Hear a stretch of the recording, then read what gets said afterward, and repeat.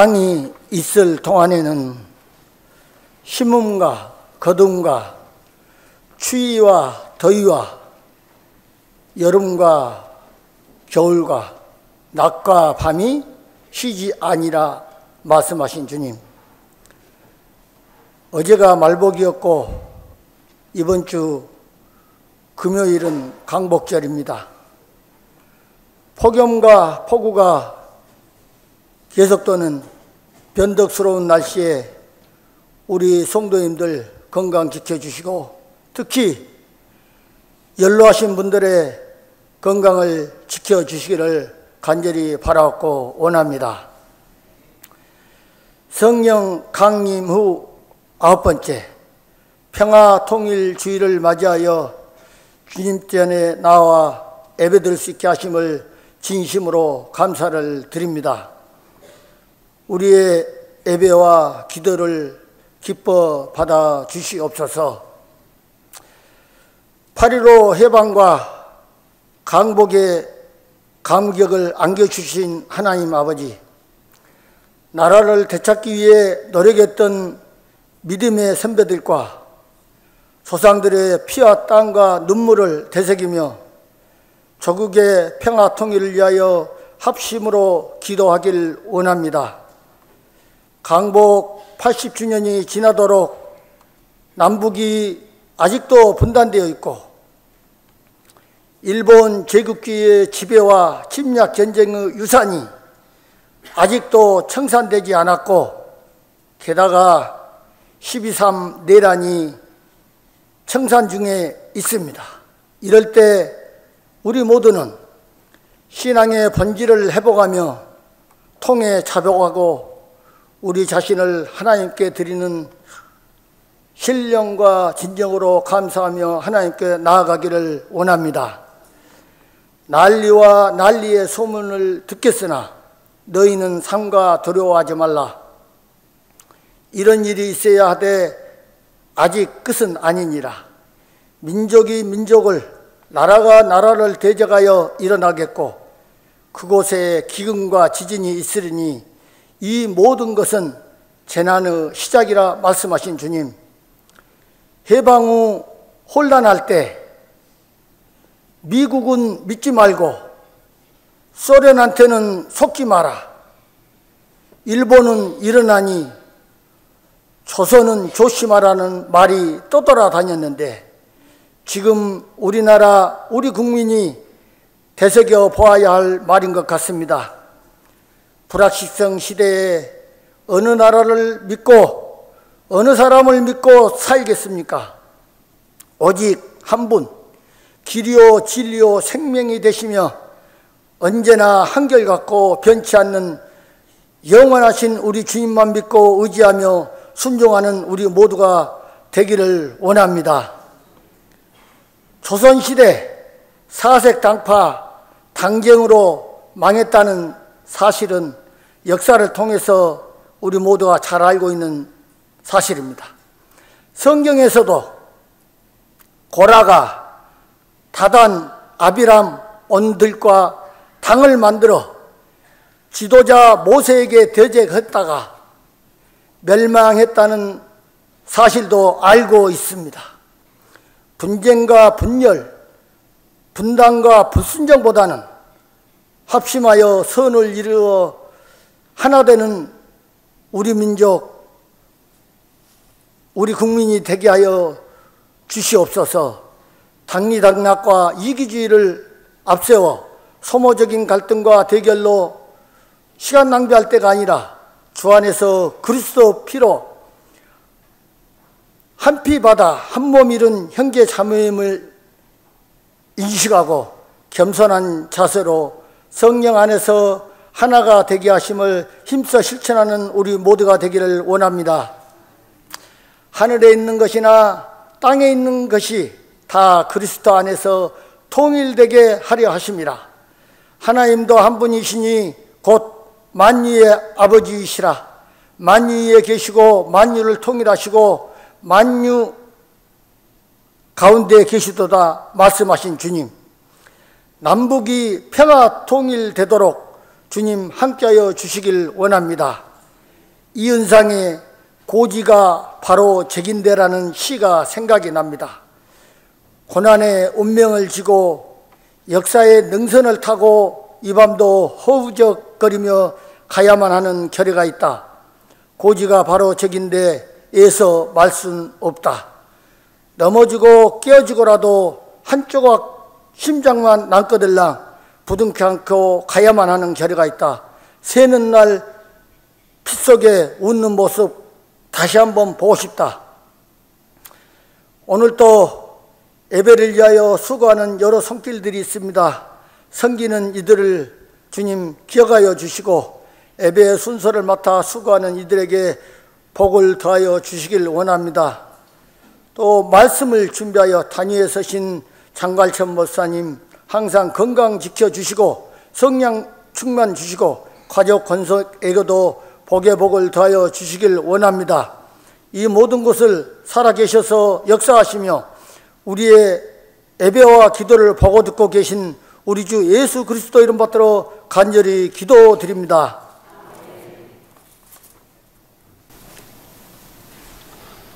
시편 126편 1절부터 마지막 6절까지 교독하겠습니다. 여호와께서 시온의 포로를 돌려 보내실 때 우리는 꿈꾸는 것 같았도다.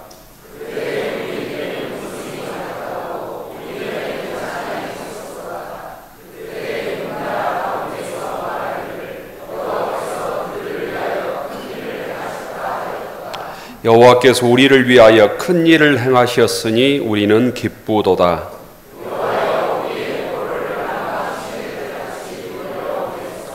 눈물을 흘리며 씨를 뿌리는 자는 기쁨으로 거두리로다.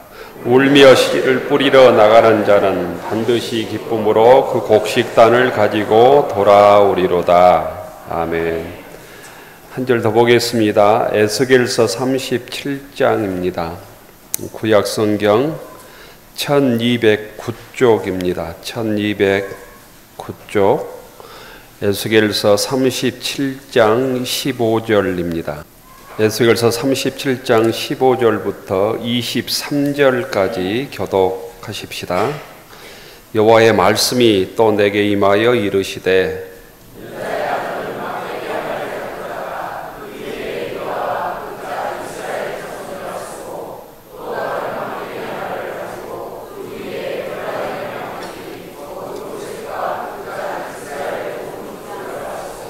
그 막대기들을 서로 합하여 하나가 되게 하라. 네 손에서 둘이 하나가 되리라.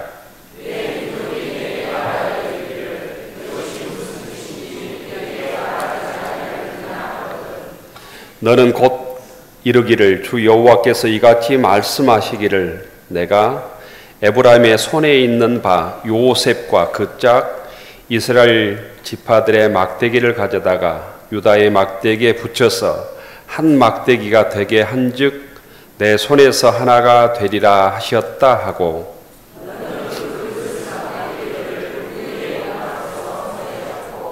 그들에게 이르기를 주 여호와께서 이같이 말씀하시기를 내가 이스라엘 자손을 잡혀간 여러 나라에서 인도하며 그 사방에서 모아서 그 고국 땅으로 돌아가게 하고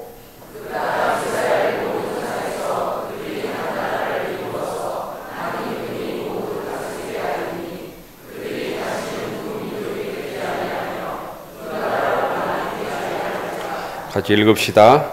그들이 그 우상들과 가증한 물건과 그 모든 죄악으로 더 이상 자신들을 더럽히지 아니하리라.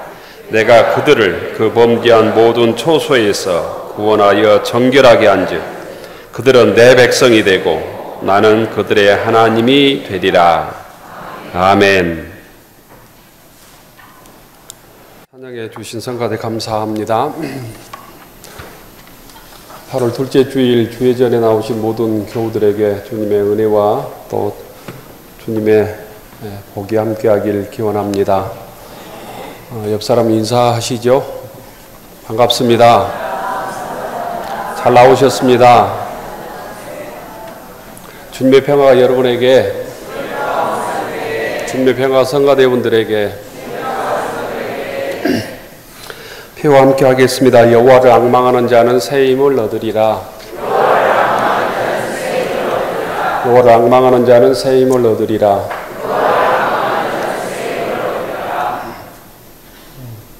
제일 더울 때인데 많이 서늘해졌죠. 무더위가 많이 누그러졌습니다. 그래도 이 정도면 견딜만하다 이런 생각하게 됩니다. 입추도 지나고 또 말복도 지났습니다. 조만간 아침 저녁으로 서늘한 바람이 불 것 같습니다. 나무 무더위에도 건강 잘 지킬 수 있기를 바랍니다. 제가 치아 치료를 위해서 주마다 치과에 다니고 있는데요. 옛날 어른들이 이빨 좋은 게 오복 중에 하나다. 치아가 좋은 게 오복 중에 하나다. 이런 말을 실감하고 있습니다. 치과에서 진료를 받을 때 그 의자에 누워서 드는 생각이 어떤 생각이 자주 드냐 하면요. 치료받을 때 아프지 않도록 마취 주사를 개발한 사람한테 노벨 의학상을 한 10번을 줘야 된다. 이런 생각을 자주 하게 됩니다. 치과에 가지 않는 이유, 치아가 안 좋은데도 치과에 가지 않는 이유가 치과에 가면 그 치통의 공포 때문에 잘 안 가려고 하지요. 치통이 얼마나 아프고 공포스럽습니까? 만약에 마취 주사가 없었다면 치과 치료를 받을 수 있을까 생각해 보면 썩어가도 치과 치료받기 힘들 것 같죠. 신경치료하고 이빨을 발치하고 또 임플란트 하는 게 곧 마취 주사가 없었다면, 마취 약이 없었다면 불가능했을 것입니다. 마취약을 누가 개발했을까? 마취 주사를 누가 개발했을까? 제가 챗 GTP한테 찾아봤습니다. 물어봤습니다. 그랬더니 윌리엄 모턴이라고 하는 치과 의사가 최초로 개발을 했답니다. 윌리엄 모턴이라고 하는 사람이 마취 학의 소위 아버지가 되는 것이죠. 1846년 10월 달에 매사추세츠 종합병원에서 그 마취약 전신 마취를 통해서 최초로 곧 환자를 수술을 이 의사가 했답니다. 그때 마취약은 에테르라고 하는 화학약품을 이용해서 마취에 성공했답니다. 그런데 지금 생각해 보면 180년밖에 안 됩니다. 180년. 그 전에는 수술을 어떻게 했습니까? 짐승처럼 묶어놓고 팔을 자르고 다리를 자르고 그랬습니다. 그 그림들이 꽤 많이 있습니다. 그 전에 중세시대 때 마취약이 개발될 때 수술한 장면들의 그림들이 꽤 있어요. 통증이 워낙 심하니까 사람을 똘똘 묶어놓고 팔을 자르고 이렇게 다리가 썩어가면 다리를 자르고 했던 장면들이 있습니다. 다음 주에는 우리가 마취약이 개발된 시대에 산다 생각하고 다음 주에는 다 감사한금 하시기 바랍니다. 그럼 우리나라에서는 최초로 전신 마취를 하고 수술을 한 연도가 얼마나 되겠습니까? 불과 얼마 안 됩니다. 이것도 챗GTP에 물어보니까 1956년 서울대학교에서 최초로 전신 마취를 통해서 직장암 수술을 한 게 우리나라 역사의 기록입니다.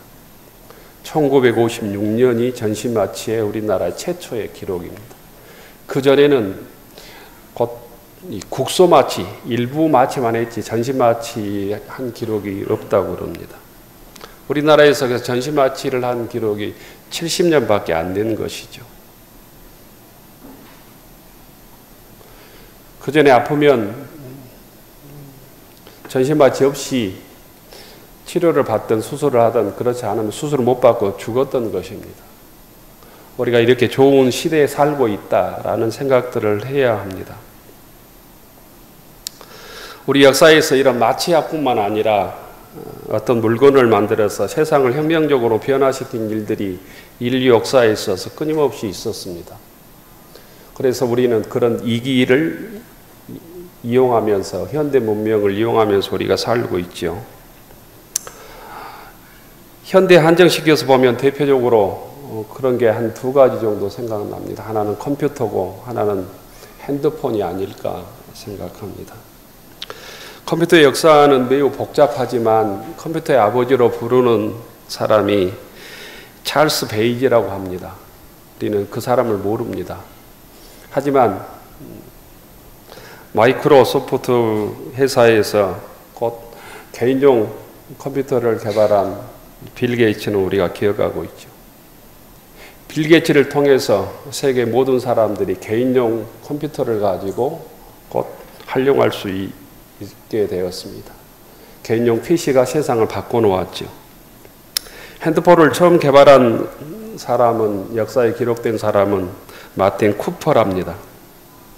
마틴 쿠퍼가 최초로 핸드폰을 발명하고 핸드폰을 사용했던 사람으로 기억되고 있습니다.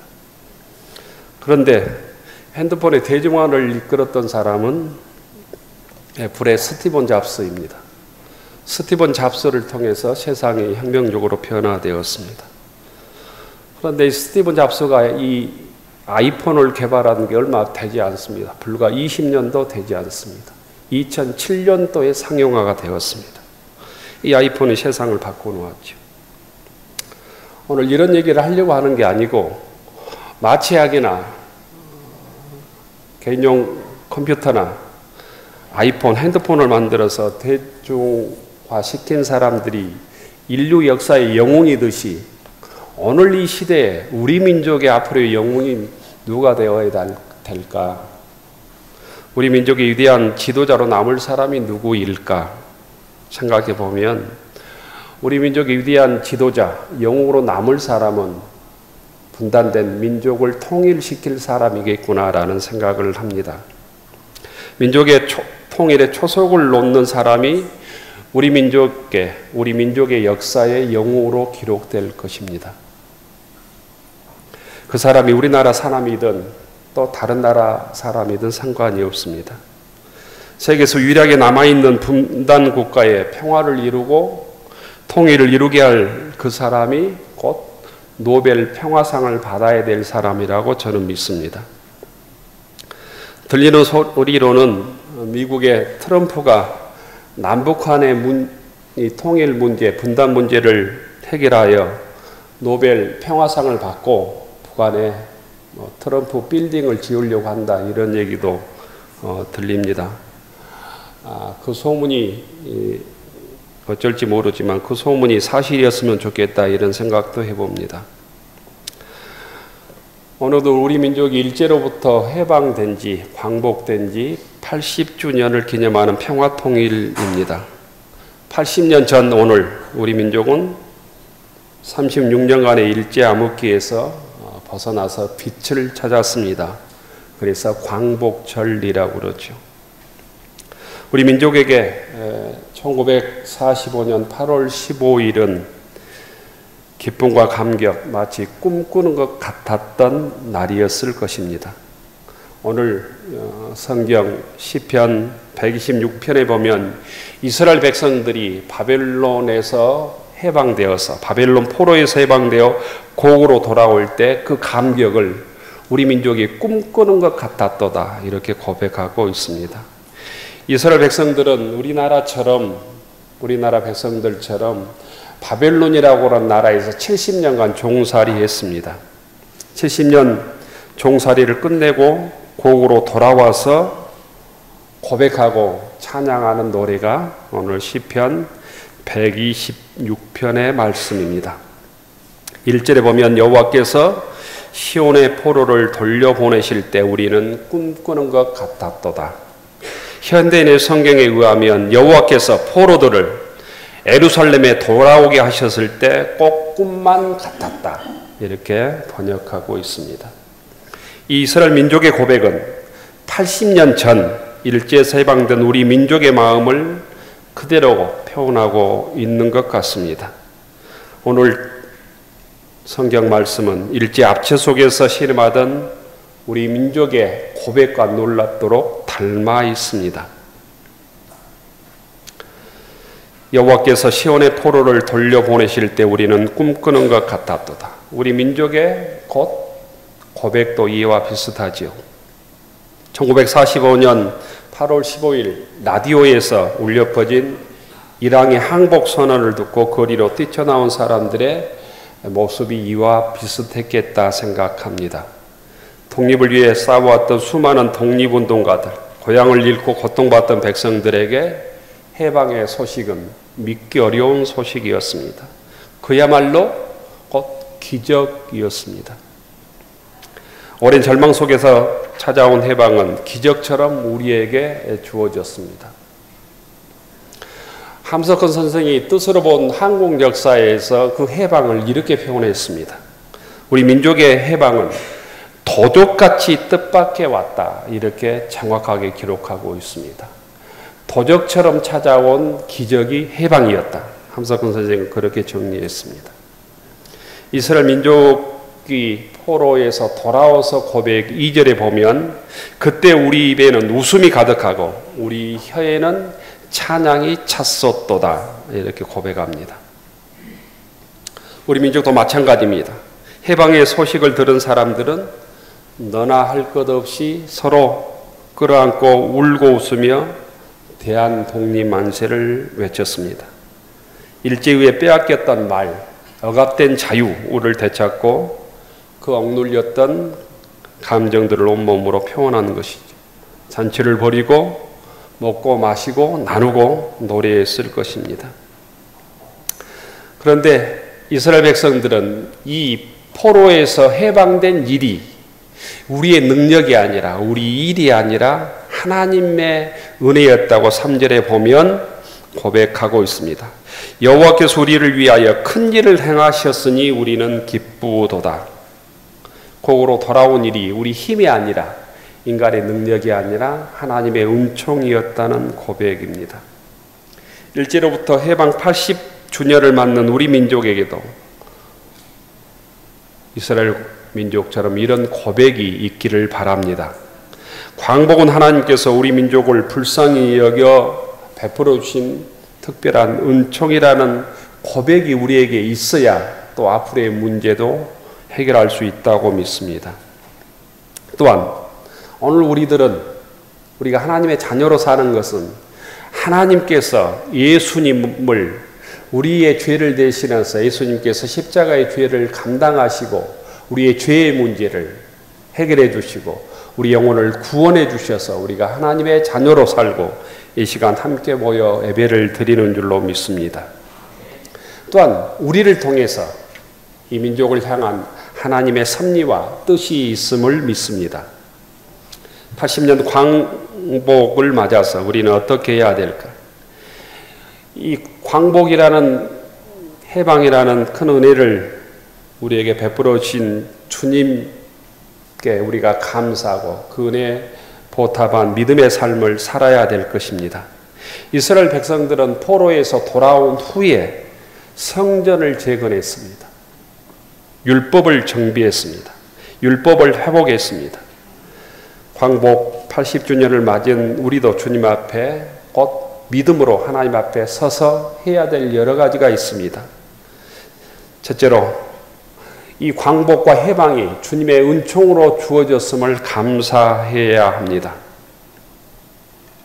수많은 선조들의 기도, 수많은 독립운동가들의 투쟁, 민중들의 저항이 있었지만 그것을 넘어선 하나님의 은총이 있었음을 우리가 고백해야 된다는 것입니다.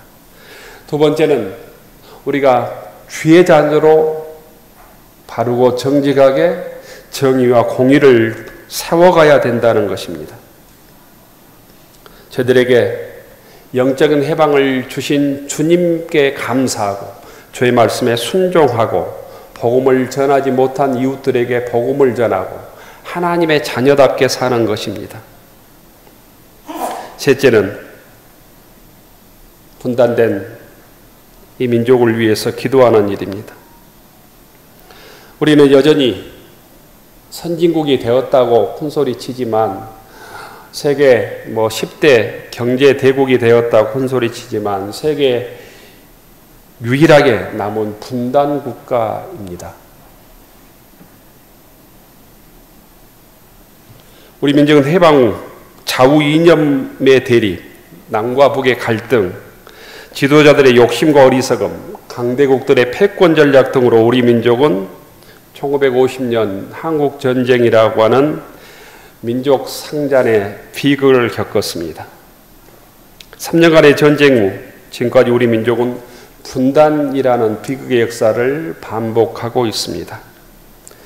남북 간의 권력자들은 강대국과 첨단 무기에 의지하며 서로에 대한 적대감을 지금까지도 75년간 키워왔습니다. 분단 상황을 이용해서 권력자들은 자신들의 이득을 관철했습니다. 독재자들은 자신의 불의를 덮기 위해서 남북한의 위기 상황이 발생할 때마다 상대방을 적절하게 이용했습니다. 권력자들은 국민이 자신들의 잘못에 항거하면 그 방향을 다른 곳으로 돌리기 위한 수단으로 남북한을 이용하고 전쟁을 부추겨 왔습니다. 지난 정부인 윤석열 정부에서도 내란을 일으키기 위한 명분으로 그런 일들을 끊임없이 반복했다는 소리를 듣고 있습니다. 남북 간의 전쟁과 함께 분단된 지 70년이 넘어서 이 민족이 통일되고 하나 되는 일이 가능할까? 그 인간적인 생각이 갈수록 그 가능성이 낮아지고 있습니다. 인간의 힘으로는 불가능해 보입니다. 요즘에 전문의들은 남북 간의 통일에 대해서는 전혀 관심이 없답니다. 차라리 반대하는 사람이 훨씬 많다는 얘기도 듣습니다. 남북 간이 통일되는 거 반대, 이 젊은이들이 요즘 그렇게 반응한다는 거예요. 나 살기도 바쁜데, 내 자식 취직하기도 바쁜데, 이런 생각을 한국 사람들이 대부분 갈수록 많이 하고 있습니다. 하지만 세상이 그럴지라도 예수 믿는 기독교인들은 달라야 된다고 생각합니다. 인간의 생각을 넘어서서 인간의 생각으로는 불가능하기 때문에 하나님께 맡기고 남북 간의 평화와 통일을 위해서 우리가 할 수 있는 최선의 일들을 믿음으로 시작해야 된다고 생각합니다. 이것이 곧 믿음입니다. 하나 되는 것, 통일되는 것, 화해하는 것, 미워하지 않는 것, 총불의를 내려놓는 것, 이것이 주님의 뜻이기 때문입니다. 이스라엘 민족도 솔로몬이 죽고 나자 솔로몬 아들 르호보암 시대 때 남과 북으로 갈라졌습니다. 그게 지금으로부터 2700년 전입니다. 남과 북으로 200년 동안 남과 북으로 지속되다가 북쪽 나라가 망합니다. 그리고 그 후에 140년 후에 남쪽 나라도 망합니다. 이스라엘 민족은 포로로 끌려가서 70년 종살이하고 돌아와서 통일이 됩니다. 나라의 흥망성쇠가 역사의 주관자이신 하나님 손에 달렸다고 하는 것을 우리가 믿는다면 우리의 생각으로는 불가능할지라도 하나님께 맡기고 이 민족이 하나 되어 통일되어 하나님께 영광 돌리는 민족이 되도록 먼저 기도해야 될 것입니다. 절대 주권자이신 하나님을 전적으로 믿고 의지해야 될 것입니다. 먼저 우리가 할 일은 하나된 민족을 이루지 못한 죄악을 회개하는 일입니다. 이 상태가 정상적이지 않는, 하나님께서 기뻐하지 않는 상태라고 우리가 알아야 되고 인정하고 고백해야 된다는 것입니다. 하나님을 의지하지 않고 강대국과 무기를 의지하는 죄악을 회개해야 합니다. 물질 만능주의에 빠져서 빠진 죄악을 회개하고 탐욕과 불신의 죄악들을 회개해야 합니다. 분쟁과 갈등의 죄악을 회개합니다. 서로 싸워서 총뿌리를 죽이고 그 죽이는 일을 영웅으로 생각했던 일들을 회개해야 합니다. 회개하지 않으면 희망이 없고 회개의 열매를 맺지 않으면 주님의 은총이 임하는 것이 불가능합니다. 오늘 에스겔서 37장은 에스겔이 본 환상입니다. 하나님께서는 에스겔에게 두 막대기를 준비하라고 얘기합니다. 두 막대기를 잡고 하나를 이루라고 합니다. 한 막대기는 곧 북왕국을 의미하고 한 막대기는 남왕국을 의미합니다. 갈라진 민족이 하나 되어서 둘이 잡고 있으라고 합니다. 그 막대기를 서로 합하여 하나가 되게 하라. 네 손에서 둘이 하나가 되리라. 17절의 말씀입니다. 이스라엘 민족도 갈라진 지 200년 이상 되어서 하나가 되는 것이 불가능했습니다. 하지만 하나님께서 그 민족을 하나 되게 하신다는 에스겔에게 환상을 보여주신 것이죠. 갈라진 이스라엘 민족이 하나가 되는 것이 하나님의 뜻이었듯이 분단된 우리 민족이 평화를 이루고 통일되어 하나 되는 것이 하나님의 뜻인 줄로 믿습니다. 통일의 비전에는 중요한 전제가 있습니다. 먼저 남과 북이 저질러진 죄악을 회개하는 일입니다. 에스겔 선지자는 이스라엘 민족의 죄악을 지적하며 먼저 하나님께 돌아오라고 얘기합니다. 우리 민족도 통일을 원한다면, 화해하기를 원한다면, 한 민족이 되기를 원한다면 우리 민족이 서로를 향해서 저질렀던 죄악을 회개해야 된다. 중하고 미워하고 짐승처럼 죽이고 상대방을 죽이는 것을 영웅하고 상대방이 망하는 것을 기뻐하고 하나님의 축복이라고 오용하고 잘못 해석하고 이것들을 회개해야 된다는 거예요. 우리의 자신의 이기심을 내려놓고 미움을 용서로 바꾸고 분열의 씨앗을 뿌렸던 우리의 교만들을 회개해야 합니다. 이것이 하나님께서 기뻐하시는 참된 회개이고 통일의 시작이라고 믿습니다. 우리 기독교인들이 앞으로 이 땅에서 살면서 가장 잘 해야 될 것이 저는 두 가지라고 믿습니다.